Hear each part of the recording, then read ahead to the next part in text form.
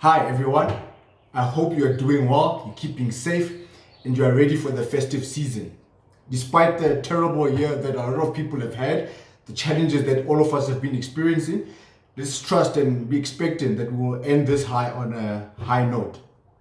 I wanted to just share a quick testimony about my experience between getting criticism or getting feedback and how that has impacted my business and my life over the past couple of years.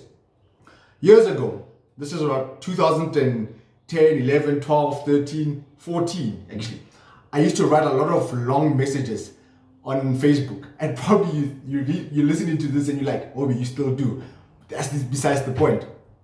A lot of people used to come to me and say, Obi, why do you write such long messages? Man, no one reads that stuff.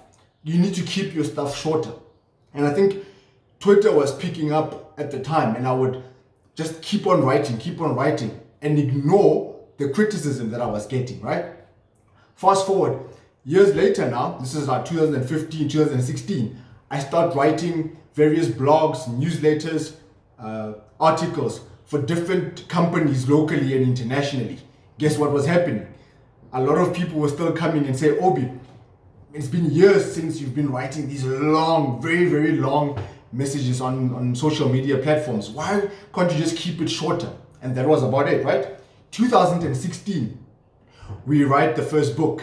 2017, the second book, followed by the fourth book, the third book and then the fourth book. We're 4 books in 2020. We've got multiple online platforms. We have shortened our messages. We've got different educational platforms and programs that we have developed all along. And something just made me realize that we have developed so much content over the years that the people that used to criticize us, not a single one of them have ever inquired, Obi, how much is your book? Obi,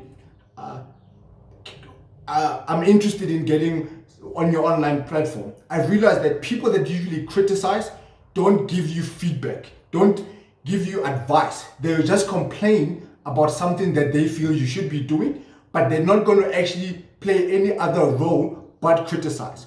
Whereas people that give you feedback, and trust me, we have had a lot of people that give us an immense amount of feedback, because every time we produce something, we always get feedback. Just, hey, we're doing this or we have done this. What are your thoughts on this? And I've realized that people that give feedback, they tell you what you did right.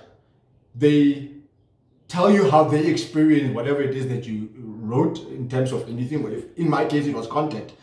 They bring about suggestions and they create a space for you and them to engage on that which you have produced as content or whatever it is in your case.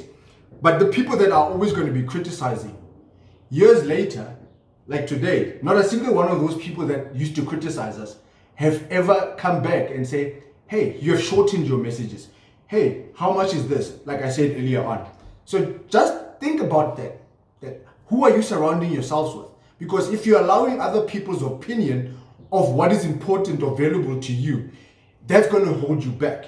We did one thing right. We ignored all the criticism and we literally shut it out, so that the influences that we were getting were people that were there to support us, people that were there to help us grow, people that were there to help us expand.